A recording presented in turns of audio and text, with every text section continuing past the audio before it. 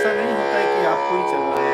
अरे जब आप थक जाएँ तो जो चल रही है, जो भी गाड़ी चल रही है उसमें बैठ जाएँ। वो आपको उस नाव की तरह पार कर देगी। आप नहीं चलोगे, लेकिन आपके बिना चले भी यदि आप उसमें जाकर के बैठ गए, तो आपको पार कर देगी। गुरु भी एक नौका है, एक नाव है। यदि हम उनके चरणों में बैठ जाएँ, तो गुरु रूपी नौका हमारे को उधर से पार लगा देती है। ये बातें सामान्यतः हर व्यक्ति के समझ की नहीं है। वे लोग इसे तवज्जो नहीं देते, ध्यान नहीं देते। आज का आदमी किस तरह की चीजों पे ध्यान देता है, पता है आपको?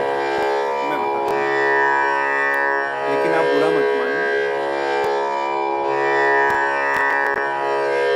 वो क्रिकेट में क्या होता है, 11 दुआ 22, ठीक है, और 2-4 एक्स्ट्रा लोग होते हैं। तो ऐसे मान लीजिए कि 15 लोगों की टीम होती है, 15 लोगों की दूसरी टीम होती है, कुल मिला के 30 लोग। उन 30 लोगों में से 30 लोग तो नजर आते नहीं, 22 लोग ही नजर आते हैं। तो उन 22 लोगों को देखने के लिए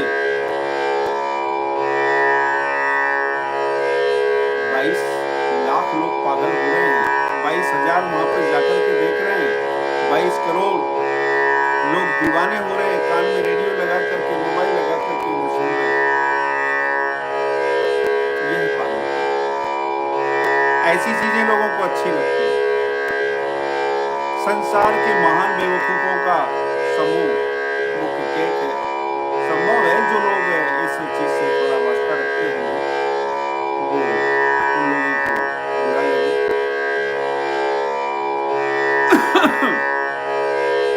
जो हमारे बचपन के साथी हैं, जो हमें जानते हैं, वो कह सकते हैं कि महाराज जी आप भी तो कभी कुछ खेले होंगे। हाँ, बचपन में भैया सब तरह के खेल बच्चे खेलते ही हैं। तो उनमें से क्रिकेट भी खेले होंगे। हाँ, क्रिकेट भी खेले हैं।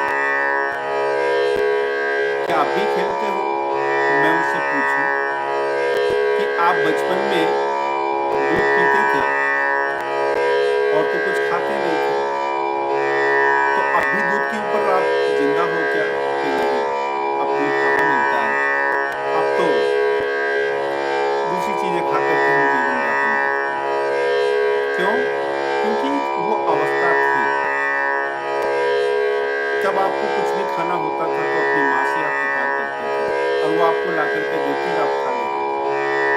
अब आपको किसी से पुकार करने की आवश्यकता नहीं, आप स्वयं खा सकते हो, दूसरों को भी खिला सकते हो। वो खेल आप बचपन में खेलते थे तो वो कुछ जीवन भर ही खेलते ही थोड़ी रहोगे। आदमी बूढ़ा हो गया फिर भी अभी तक खेल की भावना उसके दिमाग से गई नहीं है।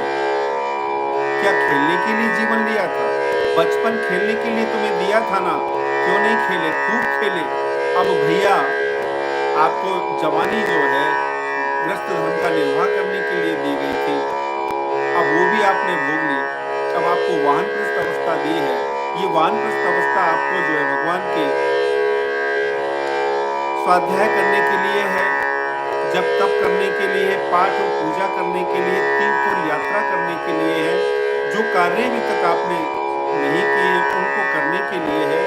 इसके बाद में जब आप 75 के हो जाएं, वैसे आजकल आदमी 75 का होता ही कहाँ है, बहुत कम होते हैं। भाग्यशाली वो जो हो जाते हैं, और जो हो गए हैं उनके लिए बधाई है। जो नहीं सुन रहे उनको आप जाकर के मेरी ओर से बधाई दे देना कि जो 75 के होने के बाद में ठीक ठाक हैं, बधाई हो उन्हें। अब 75 के तो आप हो गए, अब आप आगे कहाँ तक रहोगे ये भैया परमात्मा के ऊपर है।